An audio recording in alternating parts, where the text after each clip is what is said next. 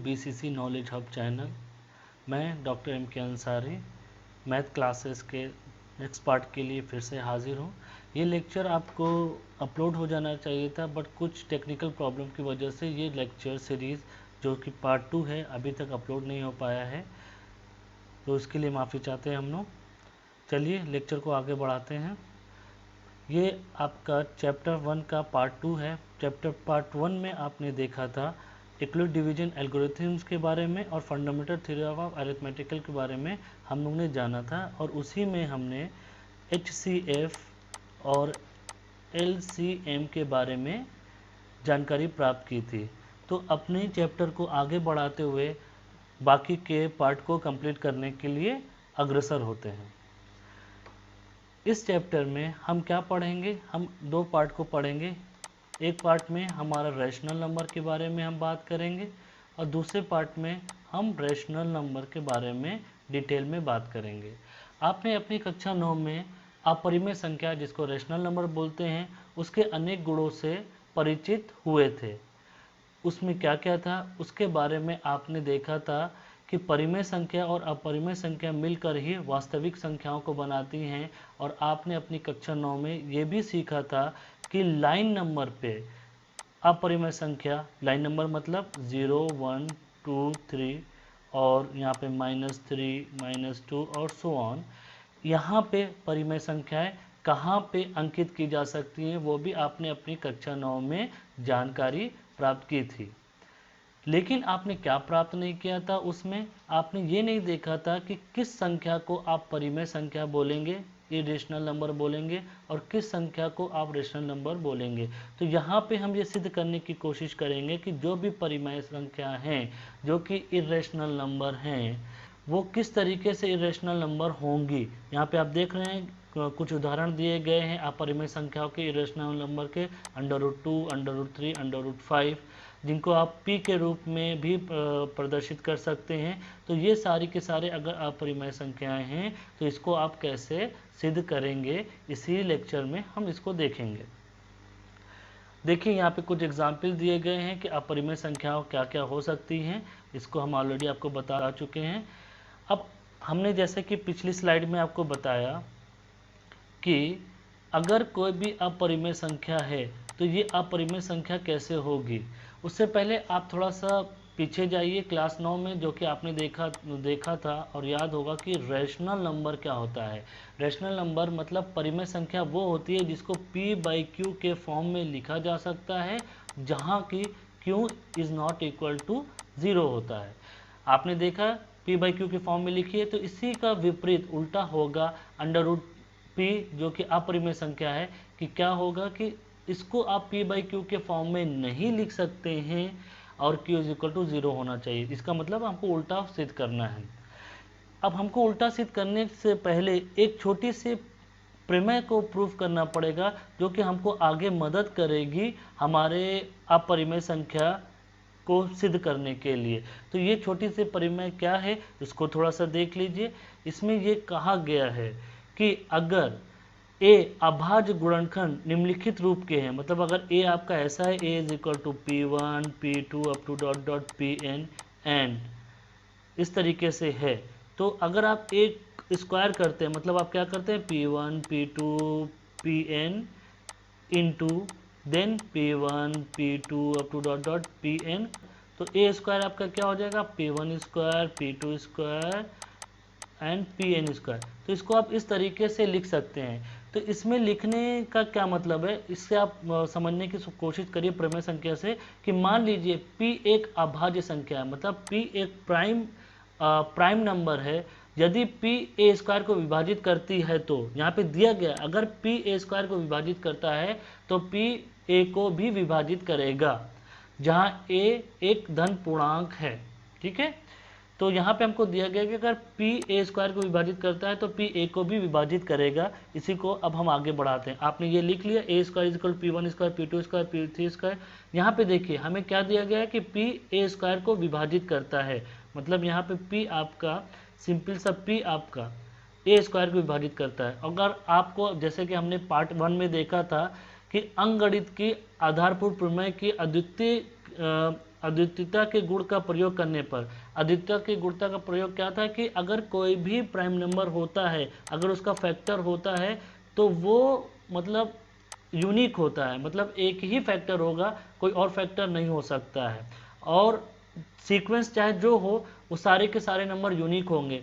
तो कहने का मतलब ये है कि यहाँ पे जो P1 आपका स्क्वायर है, मतलब P 2 बार है, तो चाहे वो जितनी बार हो, आप P A स्क्वायर का एक फैक्टर है, तो डेफिनेटली P A का भी एक फैक्टर होगा।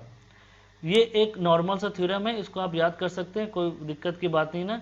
अभी आपने इस थ्योरम को न्यूमेरिकल वर्ड्स में, मतलब अल्फ़ाबेटिक फॉर्म में पढ़ा है। इसको चलिए हम नंबर के हिसाब से समझने की कोशिश करते हैं कि ये थ्योरम कह क्या रही है।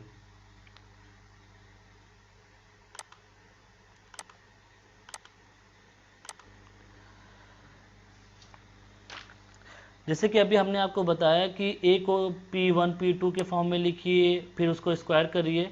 तो इस तरीके से करने पे अगर आपका क्या आता है, a स्क्वायर p है, तो a is equal to P B होगा। मतलब इसका प्राइम, अगर ये p एक स्क्वायर का फैक्टर है तो p a का भी फैक्टर होगा। चलिए इसको एक एग्जाम्पल न्यूमेरिकल वैल्यू से समझते हैं। हमने 30 एक एग्जाम्पल लिया जिसका फैक्टर है 2 इंटू 3 इंटू 5। अब हम इसको स्क्वायर कर देते हैं, 3 का स्क्वायर कर देते हैं, जो कि आपका इस तरीके से बनेगा a स्क्वायर का। तो ये क्या हो गया, 2 into 3 into 5 multiplied by 2 into 3 into 5।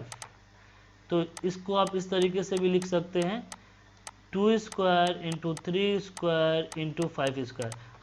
अब आप यहाँ पे देख रहे हैं, हमने यहाँ पे आप देख रहे हैं कि 3 स्क्वायर 5 एक गुणनखंड है, मतलब उसका एक फैक्टराइजेशन है, यहाँ पे आप देख रहे हैं। तो इसका फैक्टराइजेशन यहाँ पे हमने देखा 30 स्क्वायर इंटू ये आपको दिया गया। अब हमने यहाँ पे क्या लिखा है, अंकगणित के आधारपूर्ण प्रमेय के अनुसार। उस अंकगणित के आधारपूर्ण प्रमेय क्या थी कि उसमें आपका ये जो 2 स्क्वायर होगा, ये 3 स्क्वायर होगा और 5 स्क्वायर होगा, ये नंबर 2 बार रिपीट होंगे, मगर जो प्राइम फैक्टर होता है उसको हम एक ही बार कंसिडर करते हैं, इसको 2 ही लिखेंगे आप। मतलब अगर 30 स्क्वायर को आप क्या लिखेंगे, 2 इंटू 3 इंटू 5 ही लिखेंगे। यूनिकनेस थ्योरम, अंकगणित की आधारपूर्ण प्रमेय की अद्वितीयता के गुण के अनुसार एज वेल एज यूनिकनेस के अनुसार। ठीक है, तो आप इसको ऐसे एक्सप्रेशन में लिख सकते हैं। तो 5, आप यहाँ से पता चलता है कि 30 का स्क्वायर जो है 5 है, एक गुणनखंड है। तो यहाँ से आप सीधा सीधा दिख रहे हैं कि 3 का स्क्वायर का एक गुणनखंड 5 है और 30 का गुणनखंड भी 5 है।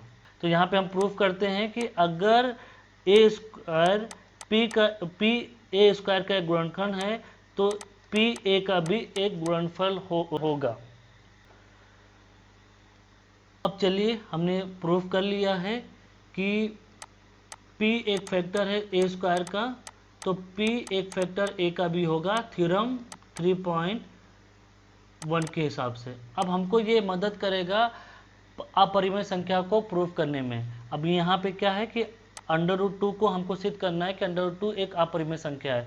√2 को अपरिमेय संख्या प्रूफ करने के लिए हम किस चीज़ का सहारा लेंगे, हम कॉन्ट्राडिक्शन का सहारा लेंगे, प्रूफ ऑफ कॉन्ट्राडिक्शन। इसका क्या मतलब हुआ कि हम ये मान लेंगे कि उल्टा मान लेंगे। अगर √2 हमको सिद्ध करना है कि ये इर्रेशनल नंबर है, तो हम मान लेंगे कि ये आपका रैशनल नंबर है। ठीक है, अब हम इसको रैशनल नंबर मान के सिद्ध करने की कोशिश करेंगे।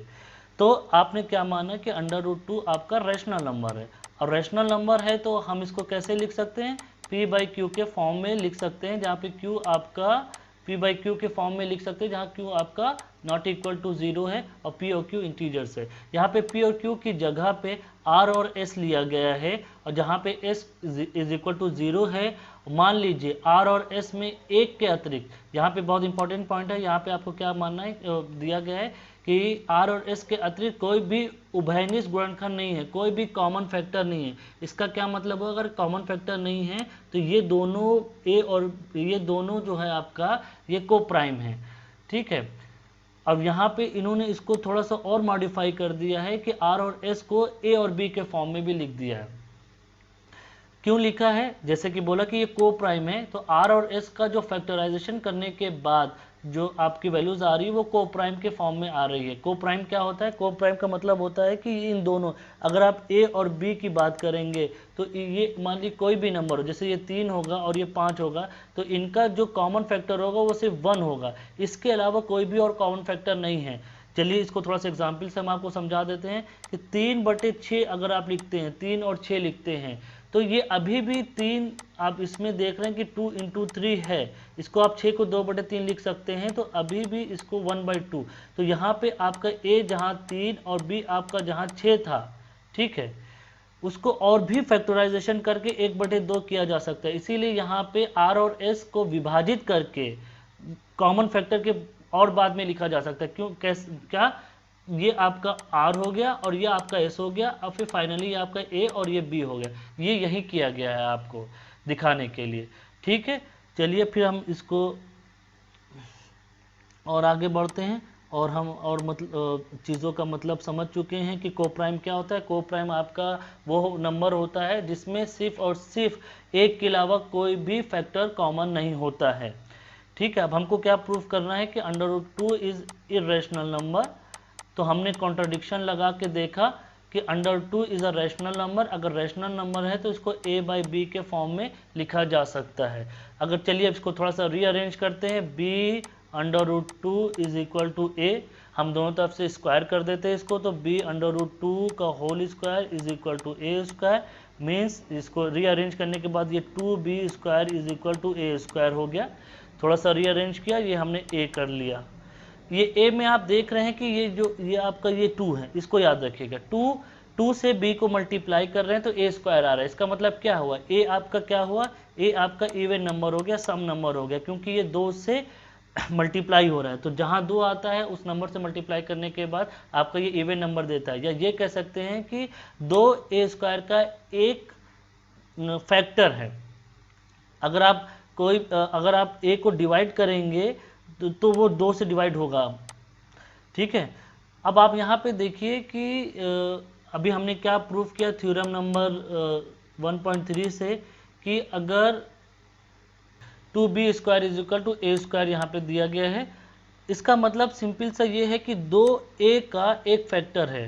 कहने का मतलब है कि 2a स्क्वायर को डिवाइड करता है। अगर 2a स्क्वायर को डिवाइड करता है तो हमारी थ्योरम 1.3 के हिसाब से आप देख सकते हैं कि 2a को भी डिवाइड करेगा, ठीक है।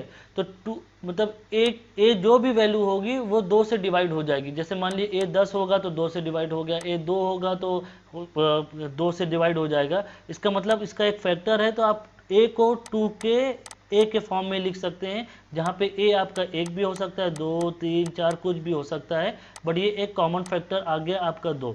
चलिए अब इसको और आगे बढ़ते हैं, दूसरे समझने की कोशिश करते हैं कि आगे क्या करना है। अब यहाँ पे जो आपका a की वैल्यू 2k निकली है, इसको हम सब्सिट्यूट करेंगे a में।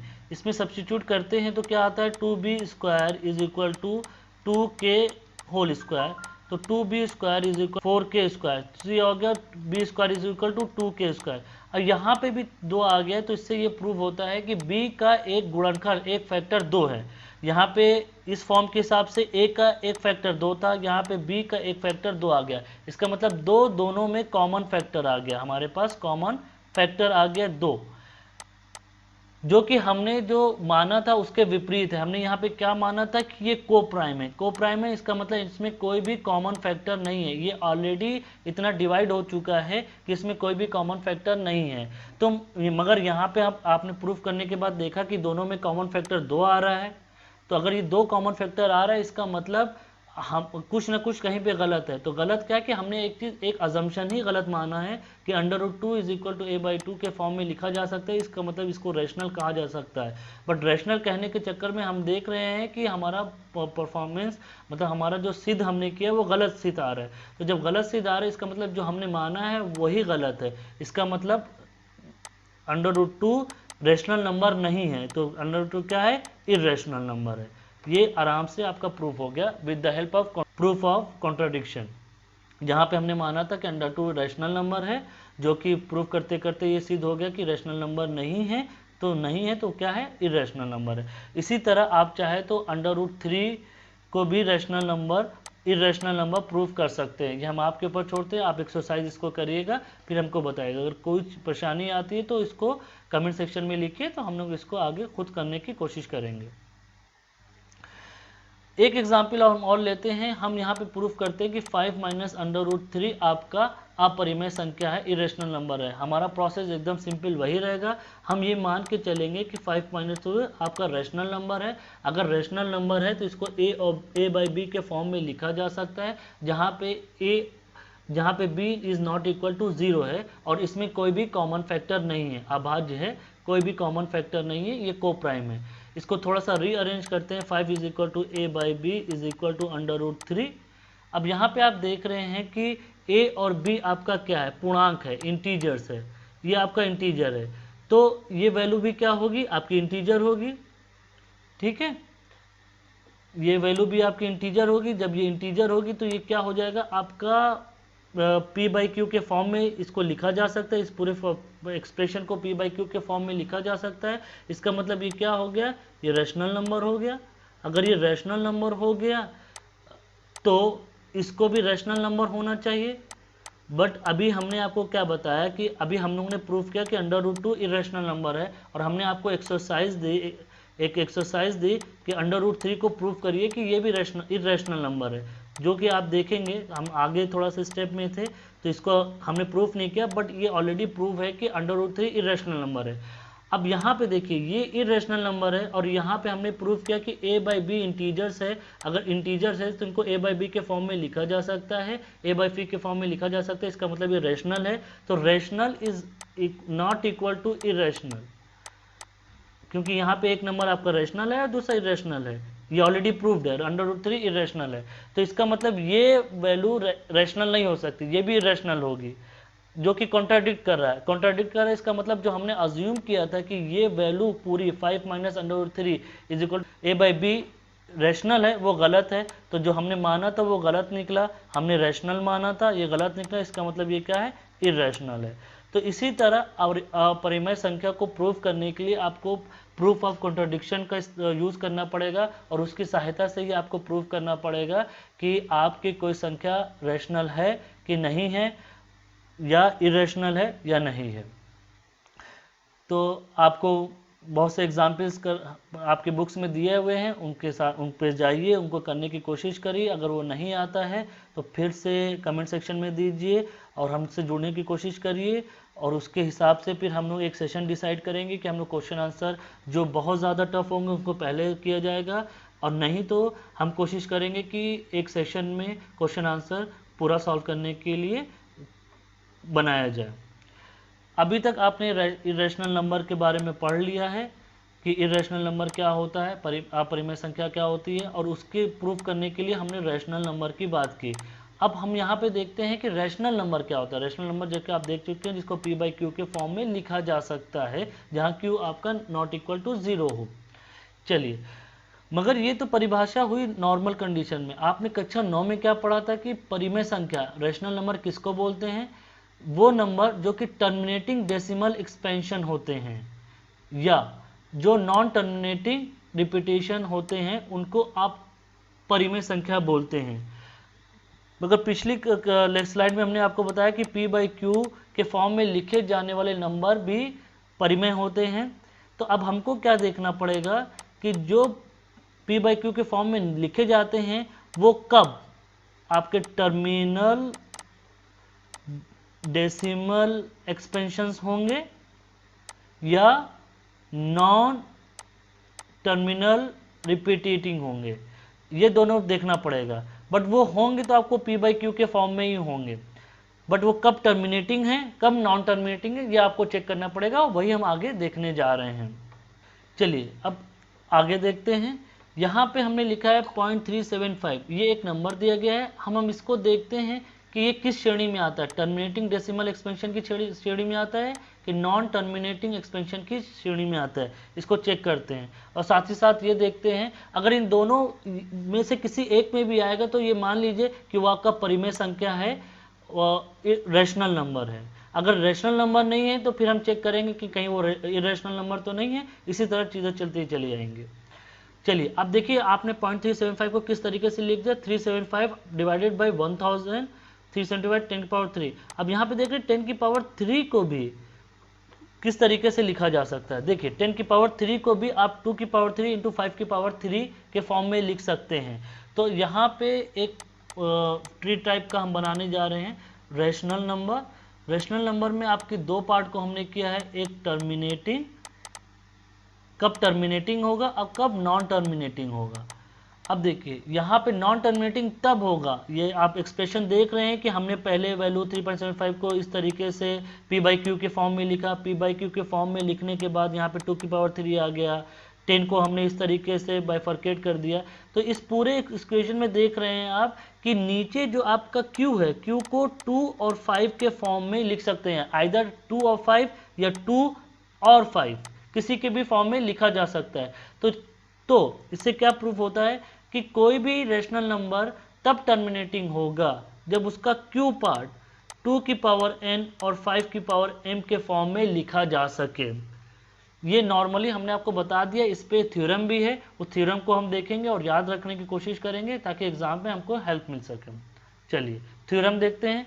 पहली थ्योरम है 1.5। ये क्या कहती है कि मान लीजिए x एक ऐसी परिमेय संख्या है, एक ऐसा रैशनल नंबर है जिसका दशमलव प्रशांत शांत है, मतलब वो क्या है, टर्मिनेटिंग है। टर्मिनेटिंग है तब आपको देखिए क्या दिया गया, x आपका रैशनल नंबर है